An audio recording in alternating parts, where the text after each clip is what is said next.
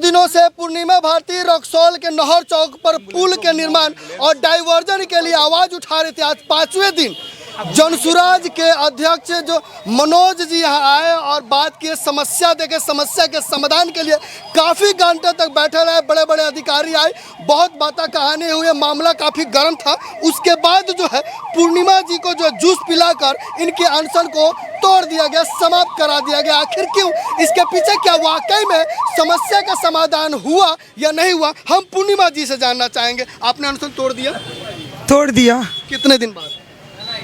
आज 5 दिन हो गए। क्यों, क्या आप जिस आंदोलन, जिस समस्या के लिए आपने आंदोलन शुरू किया था, क्या वो समाधान हो गया? मैं संतुष्ट नहीं हूँ।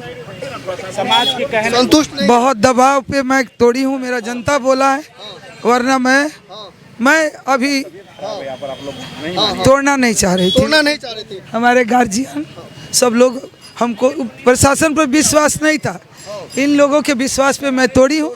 अगर ये लोग काम नहीं करेंगे फिर मेरा यही गार्जियन लोग आएगा और इन लोग नहीं सुनेंगे तो इससे बड़ा आंदोलन होगा। 1 महीना के बाद अगर मांग आपकी पूरी नहीं होती है तो फिर से आप इससे बड़ा आंदोलन, इससे बड़ा बाद होने वाला है। इससे बड़ा आंदोलन होगा। जी, तो बस देख सकते हैं पूर्णिमा जी का आज अनशन समाप्त हो चुका है, लेकिन मांगे जो है वो अभी पूरी नहीं हुई है। लेकिन इसके बावजूद भी जो है मनोज सर के सहयोग से आज रक्सौल वासियों को एक तोहफा मिला है।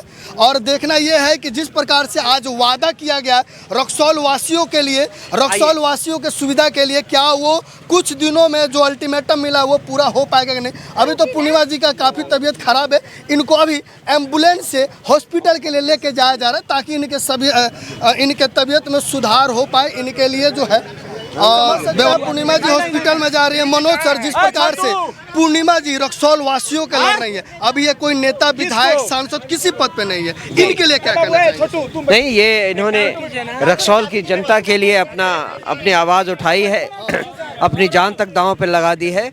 मुझे लगता है कि रक्सौल की जनता इन्हें हमेशा ही याद रखेगी, हमेशा याद रखेगी सर जी। तब अब मनोज भारती सर ने काफी शानदार बात किया। क्या कहा पूर्णिमा जी ने जिस आंदोलन की शुरुआत किया, क्या लगता है कि वो सफल हो रहा है? एकदम सफल की ओर है। आपको दिखाई दे रहा है प्रशासन की ओर से सेकेंड लेग में डाइवर्सन बनाने की वादा करके कल डाइवर्सन बनना शुरू हो जाएगा। उसी के बाद हम लोग अनशन तोड़े हुए हैं। अगर नहीं बनाती है तो हम लोग लाखों के भीड़ लेकर और अनशन पर देख सकते हैं यहाँ पे एम्बुलेंस में पूर्णिमा भारती को ले जाया जा रहा है हॉस्पिटलाइज के लिए। और जिस प्रकार से लगातार 5 दिनों से पूर्णिमा भारती अनशन पर थी, उनके अनशन को क्या वाकई में पूरा हुआ या नहीं हुआ वो भी हम जानेंगे। क्या लगता है चाची, अनशन में जो बैठी हुई थी, मुद्दा जो था, जो मांगे थी, पूरी हो गई? अब हो ही गई। संतुष्ट? हम संतुष्ट नहीं है। आप संतुष्ट हैं? नहीं संतुष्ट। क्यों संतुष्ट नहीं? क्या कारण है? अगर जो ये लोग समय लिए हैं, जो समय लिए हैं 10 दिन का, अगर 10 दिन के अंदर ये नहीं बनाते हैं तो इससे भयावह रूप में हम लोग अनशन करने का काम करेंगे। और 5 दिन बहुत हमारे अनशन पे बैठने के बाद ये निष्कर्ष, ये सही नहीं है। नहीं है, मतलब कि यूँ समझिए कि रक्सौल की जो जनता है वो संतुष्ट नहीं है। और जिस प्रकार से लगातार 5 दिन से पूर्णिमा भारती अनशन पे थी, आपकी माता जी लगातार 5 दिन से बैठी हुई थी, क्या संतुष्टि मिली? देखिए, एक बेटा के नाते तो बहुत संतुष्टि मिला, क्योंकि मेरी माँ है तो मुझे भी तकलीफ हो रहा था। रात में यहाँ सो रही थी भूखे प्यासे, तो बहुत तकलीफ था। हाँ, लेकिन संतुष्टि इस बात की, इतना ही एक आश्वासन मिला है कि थोड़ा बहुत चौड़ा करेंगे ये लोग उस चचरी को, वहाँ जो लोग गिर रहे थे उसको ठीक करेंगे। दूसरा एक आश्वासन मिला है कि 1 महीना के अंदर फिर से ये काम शुरू होगा। आज मैं खुद गया था डीएम सर के पास, मैं जाकर उनको सौंपा हूँ सब कुछ कि यहाँ पे कोई हॉस्पिटल से नहीं आ रहा है, कोई सूद लेने नहीं आ रहा है। उन्होंने फ़ोन किया, आश्वासन वो भी दिए कि अगर बारिश हुई, खेत में किसानों के पानी पहुँच गया तो हम लोग पानी नहर का रुकवाकर काम शुरू करवाएंगे। फिर आज शाम में हमारे प्रदेश के सारे लोग आए, सारे लोग आकर रिक्वेस्ट किए। और देखिए, आंदोलन करना बहुत ज़रूरी था। सबसे बड़ा सवाल क्या है कि जो पुल स्वतः बन जाना चाहिए, उस पुल के लिए अगर किसी एक औरत को 5 दिन अन्न जल सब त्याग कर बैठना पड़ रहा है, तो आप समझिए कितना बड़ा भ्रष्टाचार है और कितना भ्रष्टाचारी सरकार और कितने भ्रष्टाचार यहाँ के जनप्रतिनिधि हैं। तो सबसे बड़ी बात कि आगे आपको जिंदा रहना है बहुत सारे मुद्दों के लिए, तो स्वास्थ्य को भी देखना पड़ेगा। अनशन में आप जल ग्रहण कर सकते हैं, लेकिन वो पानी से पानी भी नहीं पी रही थी, और इसलिए हालत इतनी बिगड़ गई है। और लेकिन हम लोगों ने एक आश्वासन लिया है कि 1 महीना के अंदर ये काम नहीं हुआ तो पूर्णिमा भारती ही नहीं, अब पटना से भी सारे प्रदेश के लोग आएंगे, मोतिहारी से आएंगे, और बीच रोड पर बैठ के हम लोग इससे बड़ा आंदोलन करेंगे।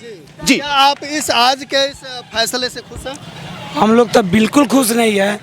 ऐसे जो हमारी माता समान दीदी जो है बैठी हुई है, इनके माने दुख को देखकर हम लोग इतना परेशान थे से हम क्या कहें। इनकी जो समस्या है, ये रात में अकेले सोती थी ना, यहाँ कोई नहीं सोता था। कोई एक जो है हमारे प्रशासन के लोग भी इनकी देखरेख के लिए यहाँ कोई सुख सुविधा नहीं था, लोग नहीं था। एक जो है यहाँ शौचालय का भी व्यवस्था नहीं था। सही बात कहा। सर, आपसे जानना चाहेंगे, एक बहुत बड़ी बात ये कही जा रही है कि नहर में पानी है, उस चीज़ को देखते हुए भी कार्य नहीं हो सकता, लेकिन ये उस लोगों के उन टेक्नोलॉजी और उस इंजीनियरिंग पर तमाचा नहीं है जो गंगा में पुल बनाते हैं, जो समुद्र में पुल बनता है, जो कोलकाता और मुंबई में पानी के अंदर, समुद्र के अंदर मेट्रो चल रहा है। क्या वो लोग भी पागल हैं? बिल्कुल, यह पूरी तरह से भ्रष्टाचार का मामला है, और यहाँ के विधायक और अन्य अधिकारी इस बात को देख रहे हैं, लेकिन उसका समाधान नहीं कर रहे हैं। यह बहुत ही दुख का विषय है। हम सभी यहाँ के नगरवासी इस बात से बिल्कुल त्रस्त हैं। क्या पानी होने के बावजूद समुद्र में पुल बन सकता है तो छोटा से नहर पे बन सकता है कि नहीं? बिल्कुल बन सकता है, बिल्कुल बन सकता है। निश्चित रूप से इतनी बड़ी राशि उन लोगों को दी गई है, 4 करोड़ 90 लाख लगभग, इतनी बड़ी राशि दी गई है कि काम हम लोग देखते आ रहे हैं पिछले महीने से कि एक लेबर दो लेबर जो ठीक पूरी तरह से ट्रेंड नहीं है।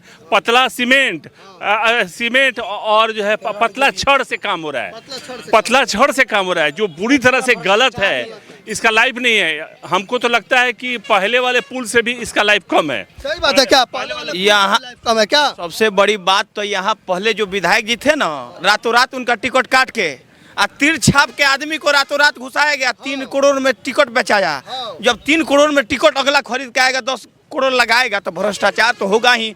लेकिन यहाँ जनता को भी सोचना चाहिए। क्या सोचना चाहिए? एक हमको अच्छा नेता चुनना चाहिए। जनता अपना काम करेगा, रोजी रोटी कमाएगा कि वो देखेगा? यहाँ फूल से काम नहीं चलेगा, यहाँ पुल चाहिए। क्या चाहिए?